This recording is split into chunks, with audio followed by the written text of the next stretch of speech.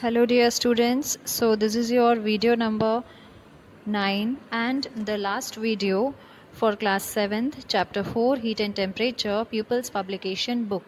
इसके पहले जो वीडियोस देखे हमने, जो 8 पार्ट देखे इस चैप्टर के, उसमें हमने काफ़ी सारी चीज़ें पढ़ी। हमने हीट इसके जस्ट पहले हमने जो वीडियो पढ़ा बेटा, उसमें हमने वीडियो जो देखा उसमें हमने देखे हीट ट्रांसफ़र के प्रोसेस, कंडक्शन, कन्वेक्शन और रेडिएशन प्रोसेस हम देख रहे थे, जिसमें से अब हम पढ़ेंगे एप्लीकेशंस रेडिएशन प्रोसेस की। ठीक है, रेडिएशन प्रोसेस जो होता है वो कहाँ पर आपको इस्तेमाल होता है। ओके, तो इसमें मैंने आपको आई थिंक मैं इसके एप्लीकेशंस आपको एक्सप्लेन कर चुकी थी थोड़े बहुत।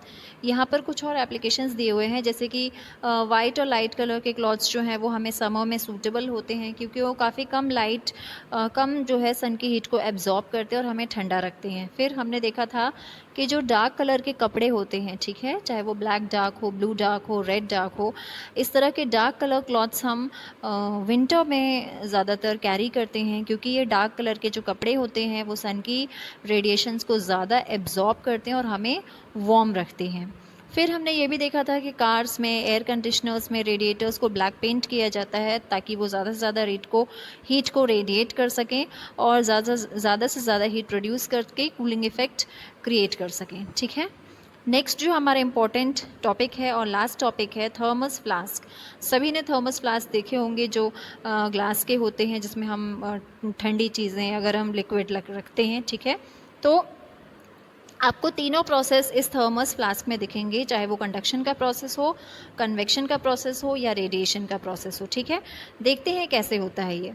तो फ्लास्क में एक डबल वॉल्ड बॉटल होती है, जो कि थिन ग्लास, पतली सी ग्लास की बनी हुई होती है, और इसकी अंदर की जो वॉल्स होती है वो सिल्वर्ड पेंट होती हैं। ये आप देख सकते हैं, डबल वॉल्ड, ये अंदर एक वॉल है और ये इधर बाहर साइड को वॉल है। ठीक है, अब क्या है बेटा कि air is pumped out of the space between the walls to create vacuum. ये जो आपको वॉल्स यहाँ पर दिख रही हैं, ठीक है, ये जो वॉल है, इसके बीच में क्या किया जाता है, इससे पूरी एयर निकाल ली जाती है और इधर पे एक वैक्यूम क्रिएट कर दिया जाता है। वैक्यूम समझते हैं आप? वैक्यूम वो एरिया होता है जहाँ पर ना हवा बिल्कुल नहीं होती है, नो एयर। ओके, अब इससे क्या होता है, जो हीट लॉस होता है ड्यू टू कन्वेक्शन वो कम हो जाता है। ओके, वैक्यूम हो गया तो हीट लॉस कम हो जाता है। अब heat loss due to radiation is minimised by making the surface of the jar highly reflective, so that heat radiations are reflected back into the jar.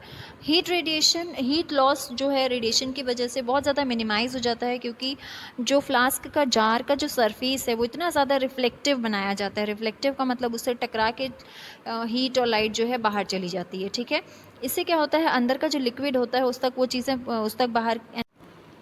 Okay, तो बच्चों हम थर्मस फ्लास्क के बारे में पढ़ रहे थे।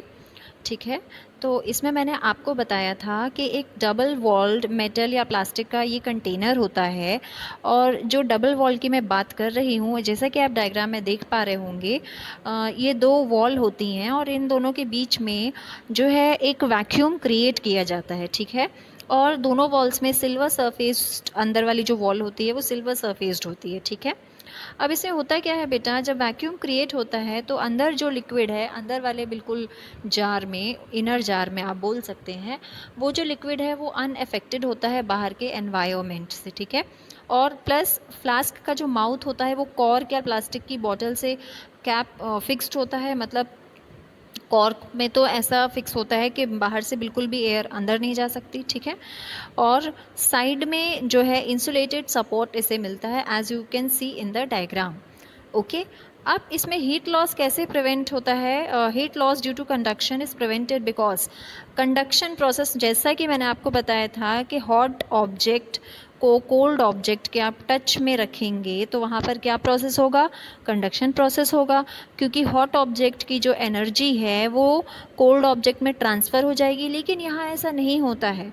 अंदर आपने इसमें गर्म चाय डाली तो वो बाहर की वॉल को गर्म नहीं करती है।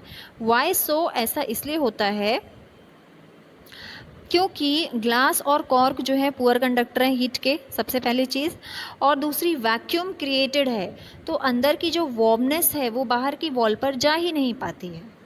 ओके, तो इस वजह से जो है हमारा अंदर जो हमने जो भी लिक्विड डाला है, अगर गर्म डाला है तो वो गर्म हम रहेगा, और ठंडा डाला है तो वो it will remain cold for the hours. Clear everyone?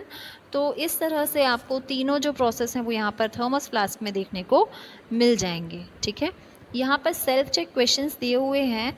मैंने आप लोगों को लास्ट वीडियो में भी कहा था कि मुझे कमेंट बॉक्स में लिख करके आंसर्स दीजिएगा, अगर आप दे सकते हैं तो, अदरवाइज़ इसे आप बुक में ही कंप्लीट कर लीजिएगा।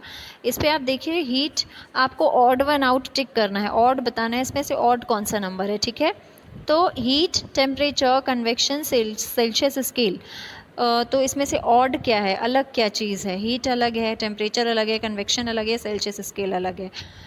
चार जो है, तीन जो है वो एक ही चीज़ को डिनोट करेंगे, जबकि एक जो है वो अलग होगा। तो इसमें आपका कन्वेक्शन आई थिंक अलग हो जाएगा, क्योंकि ये तो हीट ट्रांसफ़र करने का तरीका है, प्रोसेस है। ठीक है, फिर है आपका जूल, किलो जूल, कैलोरी और डिग्री। तो यहाँ पर आपका डिग्री जो है वो अलग हो जाएगा, मर्क्यूरी, ग्लास कैपिलरी, डिग्री और जूल। तो इस तरह से आपको बाकी के करने हैं, मैं आपको पूरे नहीं बताऊँगी। आपके पास बुक है, आपके पास एक्सप्लेनेशन वीडियो है, आप देखिए और इसे कंप्लीट कीजिए। Okay, so up till then, thank you so much.